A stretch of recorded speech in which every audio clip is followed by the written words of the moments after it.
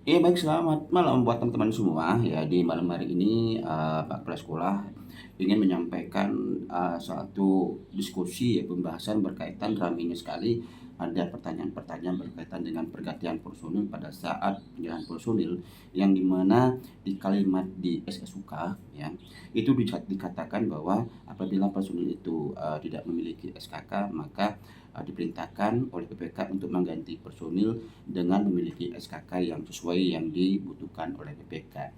Namun yang selalu Pak Kepala Sekolah ingin sampaikan di sini, bahwasannya pergantian personil itu bukan sekedar mengganti personil lalu diganti oleh, penyedia pada saat berkontrak dan disetujui oleh PPK begitu saja.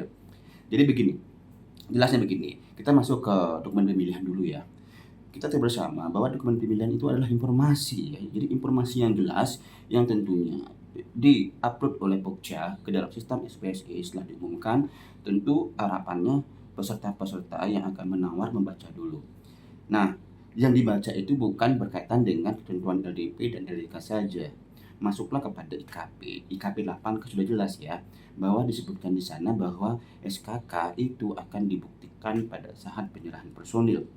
Jadi artinya apa? SKK itu bukan bagian yang akan dievaluasi oleh Pokja, sehingga peserta yang tentunya akan menawar ya, walaupun pada saat proses pemilihan itu tidak harus punya SKK, tapi pada saat kontrak itu wajib dibuktikan.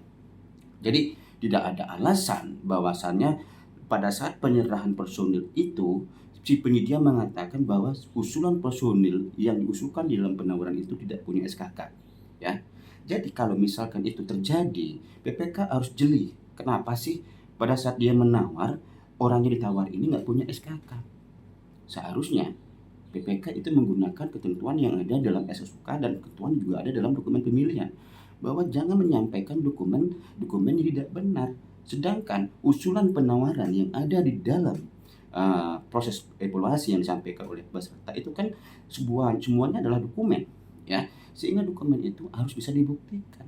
Misalnya dia menyampaikan si Tono, udah tahu si Tono nggak punya SKK, kenapa diusulkan? Jadi disinilah sebenarnya sinergi Pokja dengan PPK. Jadi ketika misalkan PPK tahu dia tidak punya SKK yang dimenangkan oleh Pokja, jangan Pokja yang disalahkan. Sering sekali saya mendengar, ini kenapa Pokja memenangkan peserta yang nggak punya personil? Itu salah. PPK seharusnya menggunakan kewenangannya untuk apa? Itu termasuk apa? Menyampaikan keterangan di dokumen tidak benar, seharusnya tanpa dengan mengabaikan, misalnya dari sisi kitab undang-undang perdata yang diatur dalam SUK udah bisa diputus kontrak, sepihak karena sudah jelas di SUK. Begitu juga yang disampaikan ya, pada saat ada penyerahan personil lalu penyedia itu mengatakan bahwa personil itu masih bekerja di tempat lain, itu juga nggak bisa diganti. Kenapa saya mengatakan demikian? Karena pada saat penetapan pemenang, Pokja pemilihan itu sudah melakukan klarifikasi dengan si pemenang, dengan mempertanyakan, dengan mengklarifikasi apakah personil yang diusulkan ini sedang melakukan pekerjaan atau sedang berkontrak atau tidak. Kalau misalkan si peserta ini mengatakan tidak berkontrak, tentu keterangan ini harus sebagai pertanggungjawaban pada saat pelaksanaan kontrak.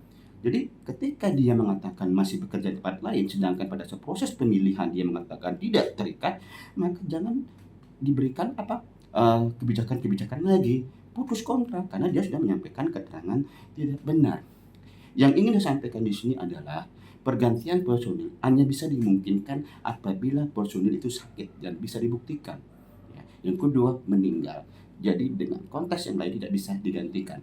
Karena penyerahan personil di awal inilah pembuktian penawaran. Jadi masalah dia sudah bisa menghadirkan lalu bekerja, baik itu pada progres di 20, 30, 40, silakan. Ada ketentuan pergantian personil. Jadi itu yang saya sampaikan teman-teman semua ya. Jangan gampangkan pergantian personil pada saat kontrak. Kalau itu terjadi, buat apa sih ada Pokja untuk memilih pemilihan penyedia dengan menawarkan personil? Ini sama dengan alat. Saya kira dengan ketegasan PPK pada saat kontrak, nggak akan ada lagi penyedia abal-abal yang berani main comot ya, nama-nama orang lalu diusulkan dalam penawaran. Jadi itu yang sampaikan. PBJ itu indah. PBJ itu sebenarnya adalah sudah diatur dengan jelas ya. Cuma kita saja masih setengah-tengah untuk melaksanakan tugas kita. Salam pengadaan.